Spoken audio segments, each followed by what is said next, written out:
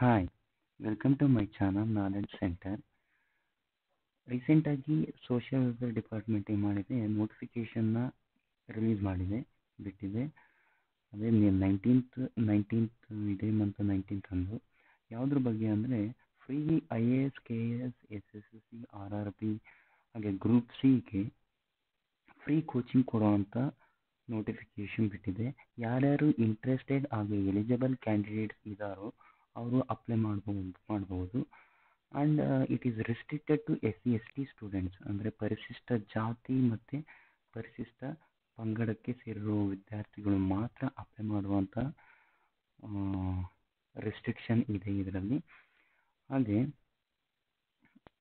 ನಾನು ಈ ವಿಡಿಯೋದಲ್ಲಿ ನೋಟಿಫಿಕೇಷನ್ನಲ್ಲಿ ಏನೇನು ಮಾಹಿತಿ ಇದೆ, ಏನೇನು ಫಾಲೋ ಅಪ್ ಮಾಡಬೇಕು, ಯಾವುದ್ಯಾವುದು ಕ್ವಾಲಿಫಿಕೇಷನ್ ಇರಬೇಕು ಅನ್ನೋದನ್ನ ಹೇಳ್ತೀನಿ. ಇನ್ನು ಸೆಕೆಂಡ್ ಸ್ಟೆಪ್ಪಲ್ಲಿ ಹೇಗೆ ಅಪ್ಲೈ ಮಾಡಬೇಕು ಅನ್ನೋದನ್ನ ಹೇಳ್ತಾ ಹೋಗ್ತೀನಿ. ಓಕೆ, ಫಸ್ಟ್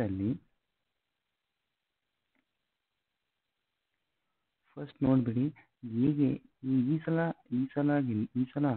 ತುಂಬ ಬೆನಿಫಿಟ್ ಇದೆ. ಯಾಕಂದರೆ ಪ್ರೀವಿಯಸ್ ಎಲ್ಲ ಟೆಸ್ಟ್ನ ಕಂಡಕ್ಟ್ ಮಾಡಿ ಯಾರ್ಯಾರು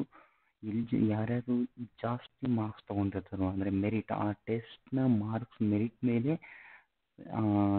ಕ್ಯಾಂಡಿಡೇಟ್ಸ್ನ ಸೆಲೆಕ್ಟ್ ಮಾಡ್ತಾಯಿದ್ರು. ಆದರೆ ಈ ಸಲ ಡ್ಯೂ ಟು COVID-19 ಪದವಿ ಪರೀಕ್ಷೆಯಲ್ಲಿ ಪಡೆದ ಅಂಕಗಳ ಮೆರಿಟ್ ಆಧಾರದ ಮೇಲೆ ಅಭ್ಯರ್ಥಿಗಳನ್ನು ಆಯ್ಕೆ ಮಾಡಲಾಗುತ್ತೆ. ಅಂದರೆ ಬೋರ್ಡ್ ಲೆಟರ್ಸಲ್ಲಿ ಅವರೇ ಕೊಟ್ಬಿಟ್ಟಿದ್ದಾರೆ. ಇದೊಂಥರ ಲಕ್ಕಿ ಶಾಟ್ ಇದ್ದ ಹಾಗೆ.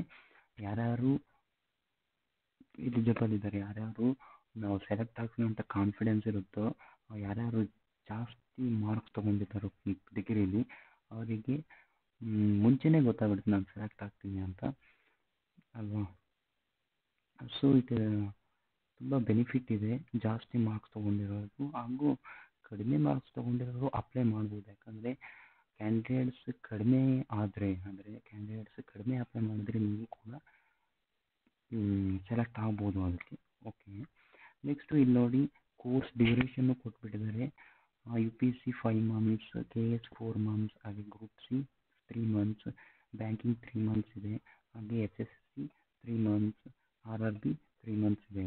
ಓಕೆ, ಗೊತ್ತಾಯ್ತಾ ಕೋರ್ಸ್ ಡ್ಯೂರೇಷನ್ನು ಯಾವುದಿದೆ? UPSC ಇದೆ, KS ಇದೆ, ಹಾಗೆ ಗ್ರೂಪ್ ಸಿ ಇದೆ, ಬ್ಯಾಂಕಿಂಗ್ ಇದೆ, SSC ಇದೆ, RRB ಇದೆ. ಇವು ಜಾಬ್ಸಿಗೆ ಇರುವಂಥ ಕೋಚಿಂಗ್. ಓಕೆ, ಏಜನ್ನು ಕೊಟ್ಬಿಟ್ಟಿದ್ದಾರೆ 18ರಿಂದ 40 ಆಗಿರಬೇಕು.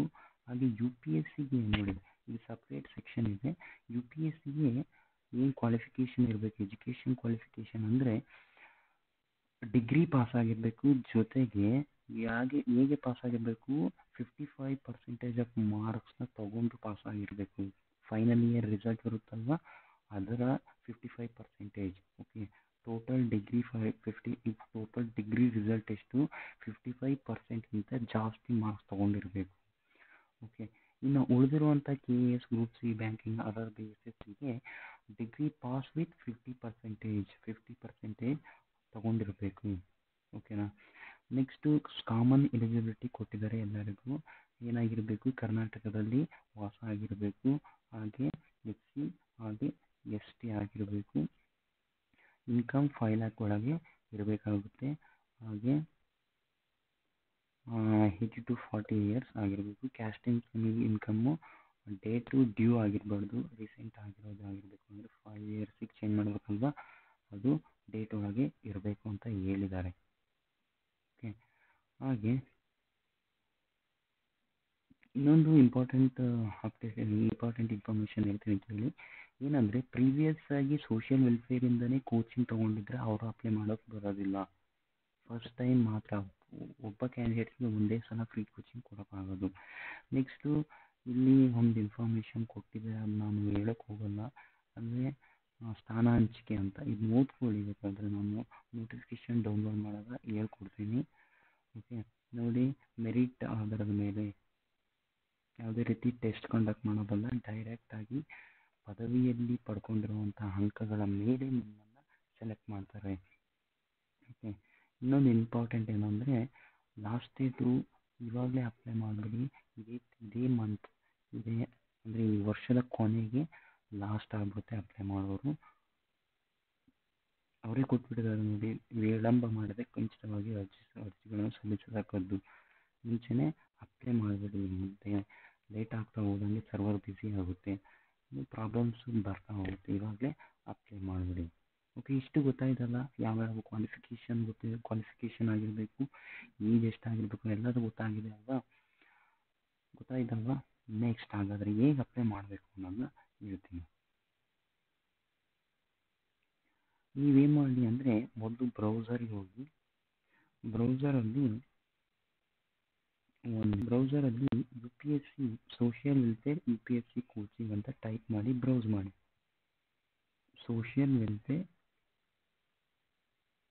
UPSC ಕೋಚಿಂಗ್ ಅಂತ ಟೈಪ್ ಮಾಡಿ ಬ್ರೌಸ್ ಮಾಡಿ.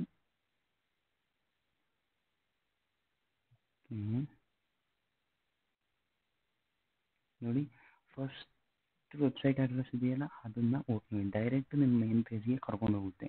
Online application for UPSC coaching ಇದೆಯಲ್ಲ, ಅದರ ಮೇಲೆ ಕ್ಲಿಕ್ ಮಾಡಿ.